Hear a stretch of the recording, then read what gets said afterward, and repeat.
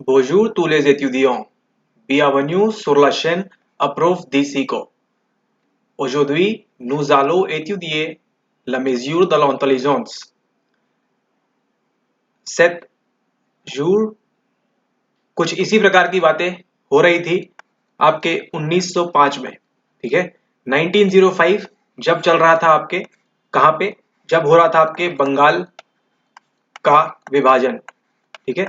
जब इंडिया में चल रहा था पार्टीशन ऑफ बंगाल, ठीक इसी प्रकार की बातें कौन सी लैंग्वेज में, फ्रेंच भाषा में चल रही थी। कहाँ पे, फ्रांस के अंदर, ठीक है। फ्रांस के अंदर ऐसी बातें चल रही थी। और क्या बातें थी वो बातें ये थी, जैसे हम कहते हैं Alfred Binet and Simon Theodore, okay, Theodore Simon and Alfred Binet, इन दोनों ने बनाया था एक स्केल। कब, 1905 में, ठीक है। जिसे क्या कहा जाता है, जिसे कहा जाता है अल्फ्रेड बिने का स्केल। ये क्या स्केल था, ये क्या मेजर करता था, ये मेजर करता था आपका आईक्यू, यानी कि इंटेलिजेंस कोशेंट। अब इसकी जरूरत क्यों पड़ी 1905 में, इसके पीछे की कहानी है, तो चलिए पहले वो कहानी समझते हैं।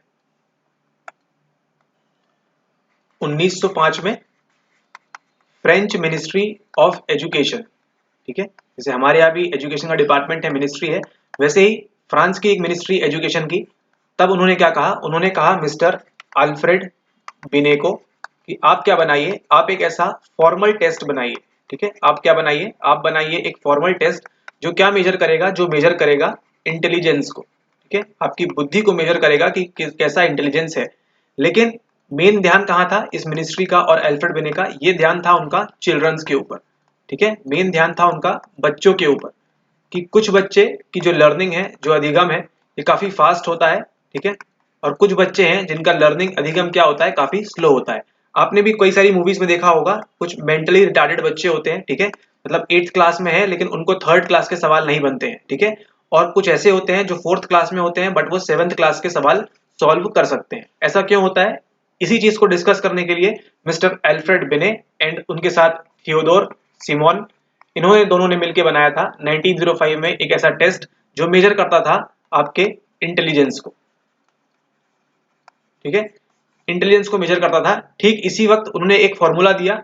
फॉर्मूला क्या था, जो आप सभी को आपको मालूम है, IQ is equals to MA upon CA into 100, ठीक है। यानी कि आपकी जो बुद्धि लब्धि है, ठीक है, आपकी जो बुद्धि लब्धि है वो क्या है, वो है आपकी मानसिक आयु, आपकी जो मेंटल एज है, मानसिक आयु बटे आपकी जो कालानुक्रमिक आयु है, ठीक है, कालानुक्रमिक आयु है,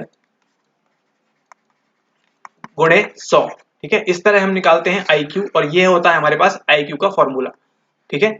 तो ये सब बातें हम क्यों पढ़ रहे हैं, क्योंकि 2021 में आपके UGC नेट के एग्जाम में एक सवाल आया था जहां पे आपको कहा था कि आपकी मानसिक आयु कितनी है। चलिए वो सवाल ही देख लेते हैं। ये रहा वो सवाल, ठीक है। इसमें क्या बोल रहा है, आपकी जो क्रोनोलॉजिकल एज है CA है, ये कितनी है, ये है 20 ईयर्स, ठीक है। और यहाँ मेंटल एज कितनी दी हुई है, मेंटल एज यहाँ पे दी हुई है आपकी 16 ईयर्स, ठीक है। ओके, अब चलते हैं हमारी स्क्रीन के ऊपर। अब यहाँ पे आपको एज दी हुई है 20 साल और यहाँ पे आपको दी हुई है मेंटल एज जो दी हुई है, ये आपको दी हुई है 16 साल, ऑलराइट।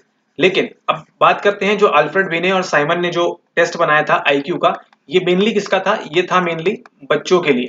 जो टेस्ट था किसके लिए था, मेनली चिल्ड्रंस के लिए, ये उनके IQ के लिए था। लेकिन जैसे ही ये टेस्ट एडल्ट में आता है तो क्या हो जाता है, ये फेल होने लगता है, ठीक है, उसकी प्रोबेबिलिटी बढ़ जाती है और एडल्ट्स के लिए उतना एफिशिएंट नहीं है जितना कि ये बच्चों के लिए, चिल्ड्रंस के लिए होता है, ठीक है। तो अगर आप उसी फॉर्मूले से इसका आंसर निकालने जाए तो कितना होगा उनका IQ, जरा चेक करते हैं। उनका IQ कितना होगा, IQ का फॉर्मूला हमको मालूम है, mental as upon chronological age into 100, ठीक है। मेंटल एज दी हुई है 16, ठीक है, क्रोनोलॉजिकल एज क्या दी हुई है, 20 दी हुई है, इंटू 100, ठीक है। 0 से 0 कैंसिल, ठीक है, 2 से 16 कैंसिल, 8, तो 10 8 जा 80, ठीक है, 80 होगा इसका आंसर, ठीक है। मतलब इसकी IQ कितनी होगी, उस पर्सन की IQ होगी आपकी 80, ऑलराइट, ठीक है। तो ये है हमारा करेक्ट आंसर। लेकिन गेम कहां पे स्टार्ट होता है, गेम स्टार्ट होता है यहाँ पे कि आपका जो 80 आंसर है ये टोटली रॉन्ग है, ठीक है, ये आपका आंसर रॉन्ग है। अब आपके मन में सवाल आ रहा होगा क्यों, ये क्यों रॉन्ग है और इसका करेक्ट आंसर क्या होना चाहिए, तो चलिए उस पर डिस्कस करते हैं। हमको मालूम है IQ के पास फॉर्मूला है हमारे पास MA/CA × 100, ठीक है। इसमें हम कोई भी वैल्यू पुट करके आंसर ला सकते हैं, ठीक है। लेकिन चूंकि हमको मालूम है 1905 में जो टेस्ट निकाला था उन्होंने, वो किसके लिए था, वो IQ टेस्ट था बच्चों के लिए, ठीक है, बच्चों के लिए। मेनली टेस्ट किसके लिए था, वो बच्चों के लिए था।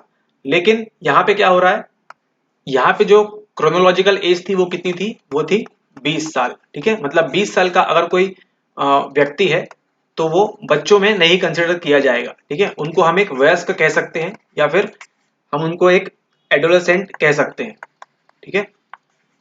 चिल्ड्रन और बच्चे के रूप में तो इसको कभी नहीं माना जाएगा, ठीक है। इसलिए ये टेस्ट है ये यहीं पे आके फेल हो जाता है कि ये बच्चों के लिए ही केवल काम करेगा, ठीक है, और जो एडल्ट्स हैं उनके लिए काम नहीं करेगा, ठीक है। इसके लिए उन्होंने डिसाइड किया हुआ है कि यदि 16 वर्ष, ठीक है, 16 वर्ष के ऊपर ये टेस्ट क्या हो जाता है, ये करने लगता है फेल, ठीक है। This starts getting failed. 16 वर्ष के ऊपर मतलब अगर किसी की भी कालानुक्रमिक आयु जो क्रोनोलॉजिकल एज है, अगर ये 16 ईयर्स के अबव दी हुई है, ठीक है, 16 साल के ऊपर दी हुई है, तो क्या होगा, इसका आंसर हम नहीं निकाल सकते। इसके लिए हम क्या करेंगे, इसके लिए हम एवरी टाइम, हर बार हमको क्या करना होगा, हर बार हम, अगर मान लीजिए इस क्वेश्चन में क्या दी थी उनकी CA, उनकी दी हुई थी 20, ठीक है, हम क्या रखेंगे, अब हम इसको 16 ही रखेंगे। मतलब मानसिक आयु कितनी थी, 16 थी, MA 16 था, एंड अपॉन CA भी कितना था, हम 16 रखेंगे। अब 16 और इंटू 100, ठीक है, इंटू 100।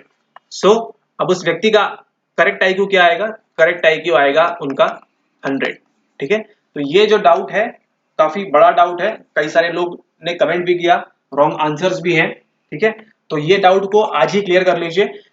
इस बात का आप ध्यान रखें कि CA जब भी आपका 16 के ऊपर होगा, ठीक है, 16 होगा तब तक तो सही है, ठीक है, लेकिन जैसे ही ये 16 के ऊपर 17 में चला जाएगा तो हर बार आप क्वेश्चन में क्या पुट करेंगे, मान लीजिए अगर ऐसा सवाल होता 16/17 × 100, ठीक है, तो ये आपका गलत हो जाएगा। आपको कैसे करना है सॉल्व उसको, 16/16 × 100, ठीक है। अब काफी आसान हो गया आपके लिए। हमेशा ध्यान रखें, हमेशा ध्यान रखें, एवरी टाइम क्या करना चाहिए आपको, जब भी आपको क्रोनोलॉजिकल एज 16 के ऊपर दी हुई है, बीट 17, बीट 18, बीट 19, बीट 20, 25, 30, कितनी भी दी हुई है आपको क्रोनोलॉजिकल एज, आप 16 के ऊपर जब भी जाएंगे आपको हमेशा आपके फॉर्मूला में क्या पुट करना होगा, MA/16 × 100, ठीक है। जब भी आप 16 के ऊपर देखेंगे तो क्या करना होगा आपको, MA/16 × 100 का ही फॉर्मूला आप इस्तेमाल करेंगे। ऑलराइट, अगर मान लीजिए सवाल में दिया होता 16 दी हुई है मेंटल एज और क्रोनोलॉजिकल एज आपकी दी हुई है 12 साल, तो आप कैसे सॉल्व करते, 16/12 × 100, देन आपका क्या निकल आएगा, IQ आपका निकल आएगा, ठीक है।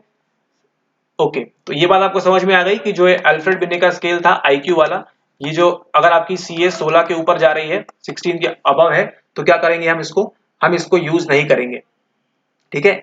इन्हीं सब की मदद से कई सारी अलग अलग स्केल्स निकल के आई, ठीक है। और ये जो साइमन का बिनेट का स्केल है, इसको भी कई बार क्या किया गया है, इसको भी कई बार रिवाइज किया गया है, ठीक है, केवल इसी के चलते। और आजकल हम क्या इस्तेमाल करते हैं, अलग अलग हम एज ग्रुप के कंपैरिजन नॉर्म्स का इस्तेमाल करते हैं, ठीक है, नॉर्म्स का इस्तेमाल करते हैं अलग अलग आज की डेट में, ठीक है। इसलिए ये जो फॉर्मूला है ये कहीं कहीं आपको धोखा दे सकता है जब भी आप चिल्ड्रंस की बात नहीं करेंगे, ठीक है, एडल्ट की बात करेंगे तब।